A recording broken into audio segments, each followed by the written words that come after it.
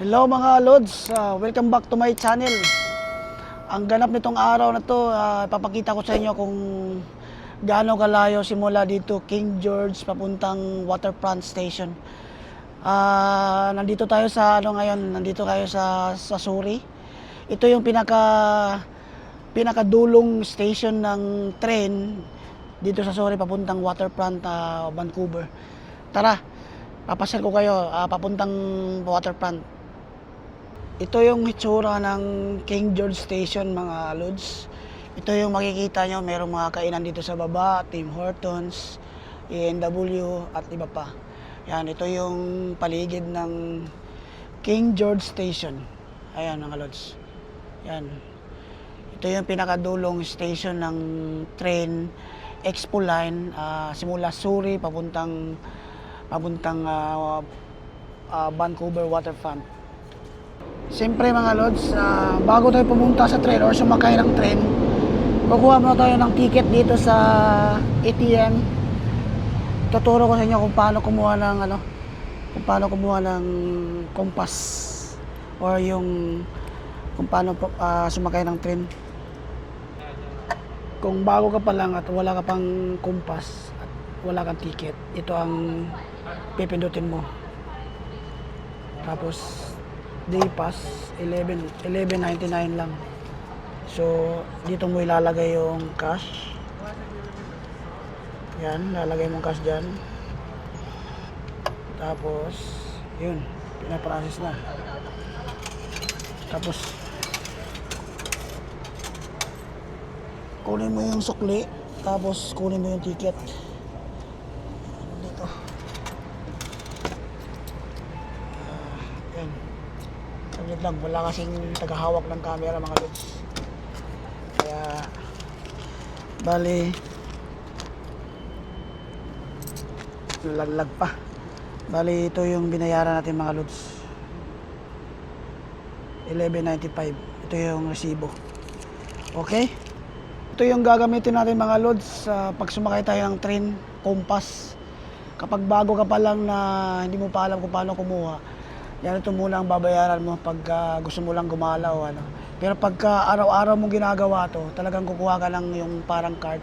Parang papel lang kasi ito kaya pwede mo itapon pagkatapos. So, samahan nyo ako mga Lods. Pasyal tayo. Simula dito, King George, papuntang Waterfront. Tara. Ito mga Lods, papasok na tayo. Ang gagawin lang is, itatap mo lang tong nabili mong compass. Ayan. Ayun, proceed na. Tapos sasakay tayo sa taas. Ito yung itsura ng station mga Lods. Dito rin sa loob meron ding pagka maubusan ka ng compass card, pwede ka rin dito kumuha. Ayan. Meron din isang kainan dyan, price slice. Tapos dito sa taas yung station mga Lods. Tara.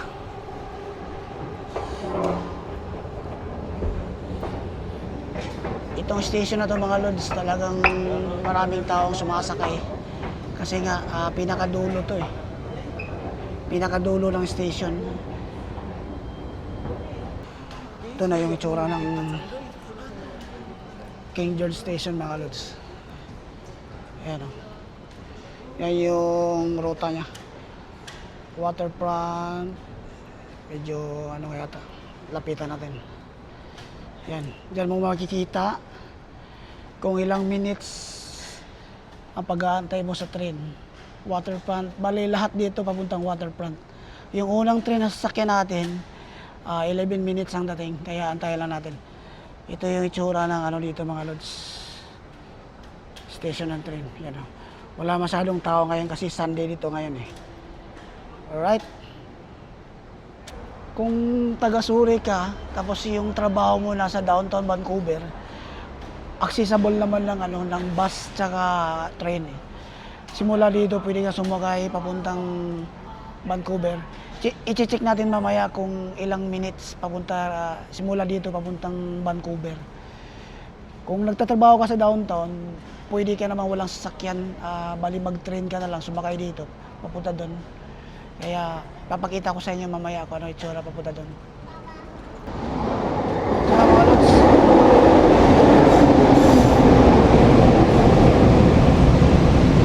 ito na yung train na sasakyan natin. Tara, sakay tayo.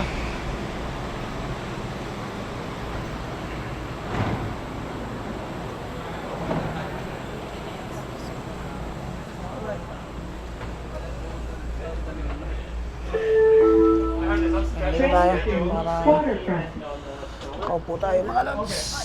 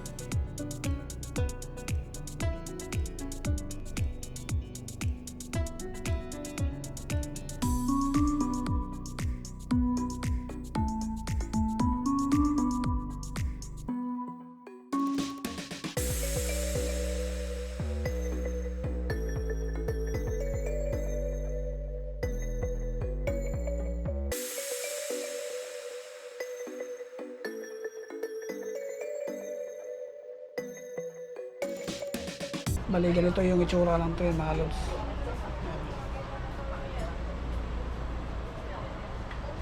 Medyo wala masyadong tao ngayon. Sunday kasi kaya wala masyadong tao.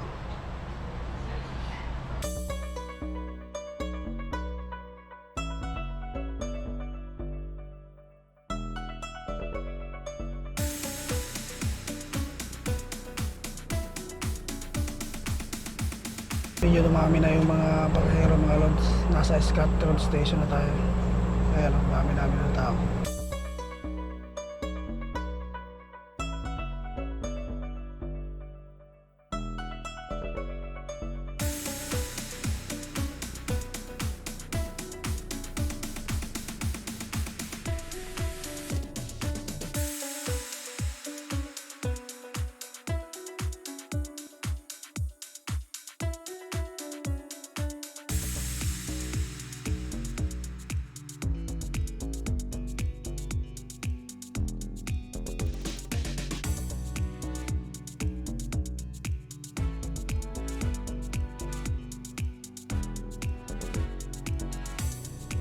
Bali, nandito na tayo mga lods sa waterfront. Tara, baba na tayo.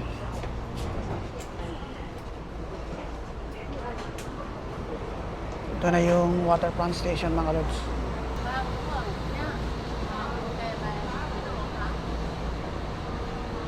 Waterfront Station. So, dito ang labasan mga lods. Yan. Hindi na ako nakapag-video kanina kasi dumami na yung pasahero eh. Kaya papakita ko na lang sa inyo dito kung anong itsura ng waterfront. Bali, ito na yung palabas sa waterfront mga lods. Bali, itatap natin ulit ito para makalabas tayo. Yan, tuloy na.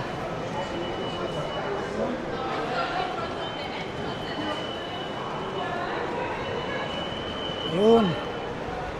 Ito na yung itsura ng waterfront mga lods. Ayan, napakaganda. Ayan.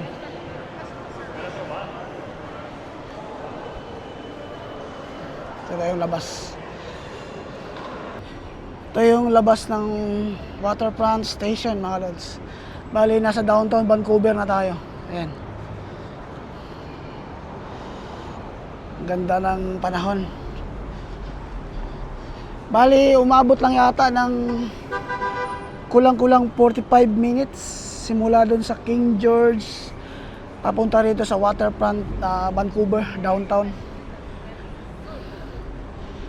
Gala-gala muna tayo dito mga lods. Papakita ko sa inyo kung anong itsura ng downtown Vancouver. Ayan o. Ganda ng panahon. Mainit pero yung hangin malamig. Hindi siya kagaya sa Pinas na malagkit tsaka mainit masyado. Dito hindi, tama lang. Ayan o. Ang ganda rito mga lods. Ang daming taong naglalakad.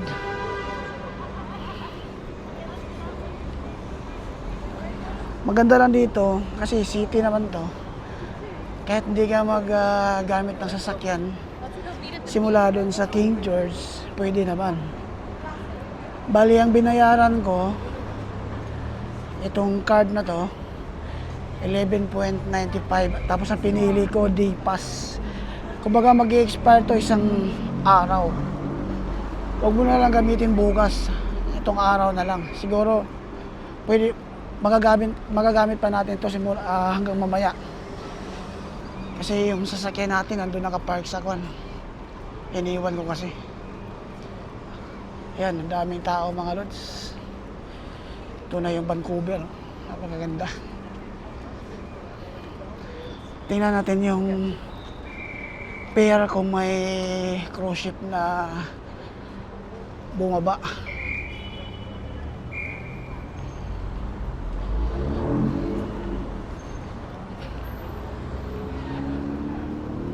Bali, ako lang mag-isa ngayon mga lods.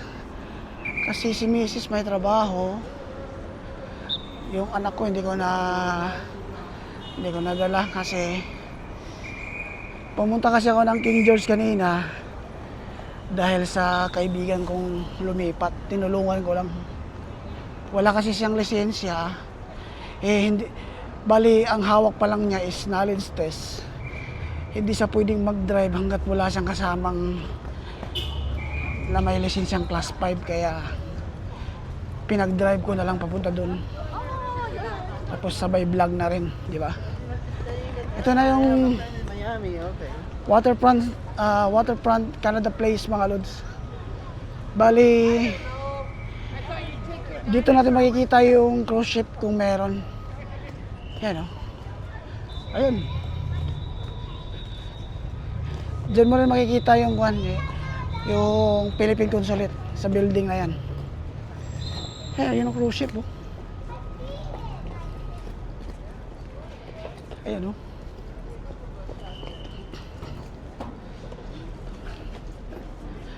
Yung mga nakamalita na yan, sasakayan ng cruise ship.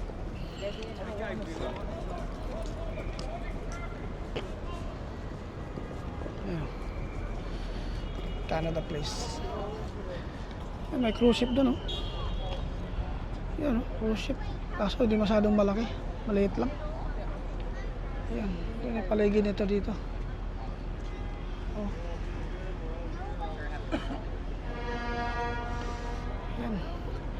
Antay muna tayo kasi napakadaming tao dito. Ito yung itsura, oh.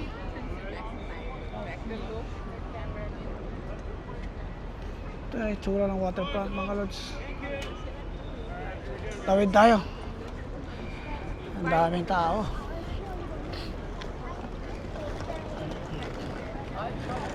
Ito ang maganda rito mga lods. Sumusunod talaga ang mga tao sa traffic officer. Ayan.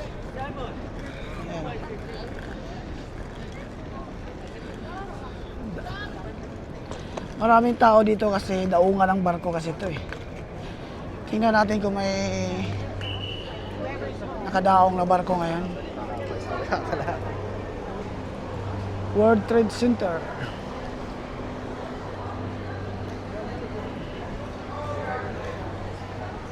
Meron ding Starbucks.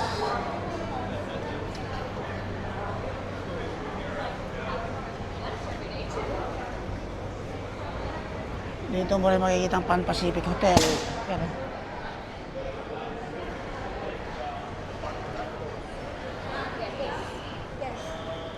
Yan. Dito na tayo sa Canada Place. May barko nga. Buti may barko mga lods. Kasi may pakita ko sa inyo.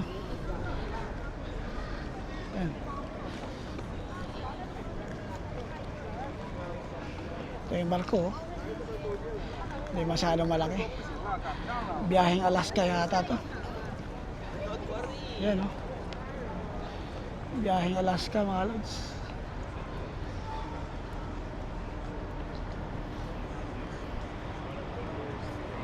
Biyaheng Alaska. Ang laki oh.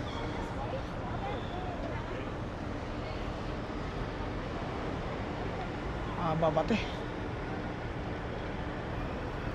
Ang daming pasahero ngayon. Bumaba yata. Oh, dalawang barko. Tingnan natin doon sa dulo.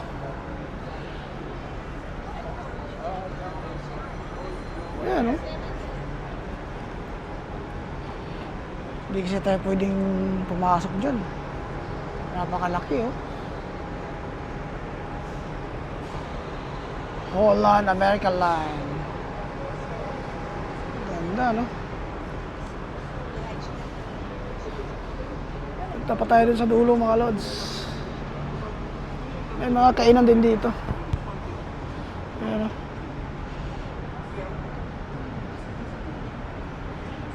Canada Place.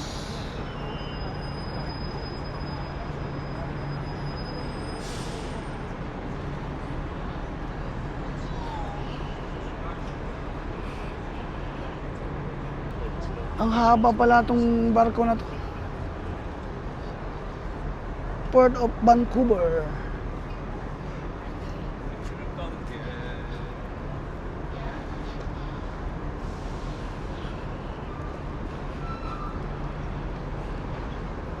Tingnan natin kung pwede pa bang pumunta dun sa dulo.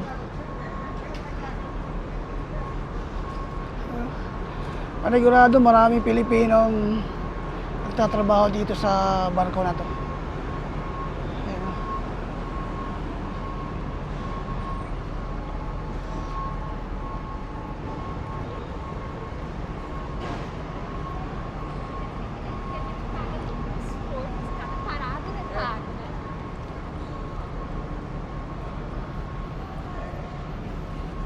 Ayan o.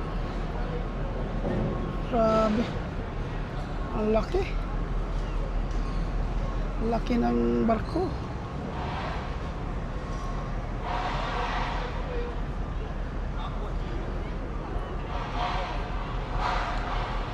Dito na tayo sa pinakadulo mga lods. May isang barko pa pala dito sa likuran. Ayan o.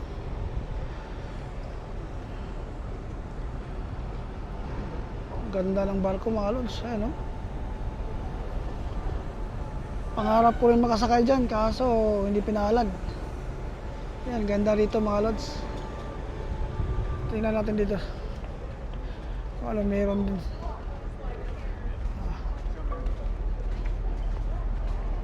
Ito na yung pinakadulo eh.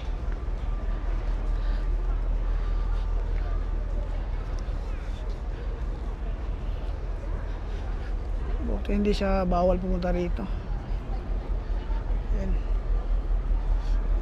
ano kaya to? Anong barko kaya to? Puro mga passenger eh. Saan kayang biyahe nito? Shout out pala sa mga kababayan nating nagtatrabaho sa barko. Kasi ako pangarap ko yung makasakay ng barko eh. Kaso pinalad ako dito sa Canada kaya dito na lang ako.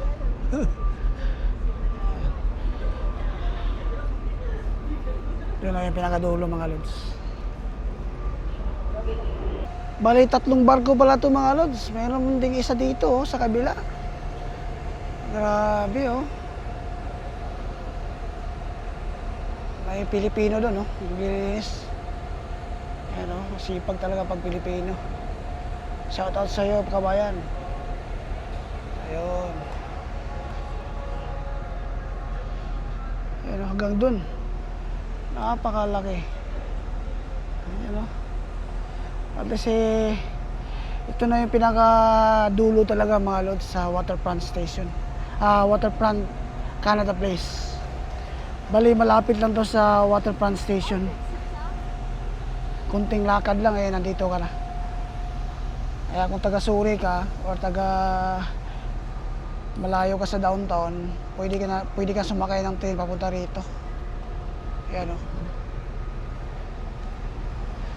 Dami mga turista pati. So, yun lang mga lods. Pinakita ko lang sa inyo kung anong itsura ng Waterfront Station. At kung wala kang sasakyan, balak mong pumunta dito sa downtown, sakay ka lang ng SkyTrain papunta dito sa Waterfront Station, Vancouver.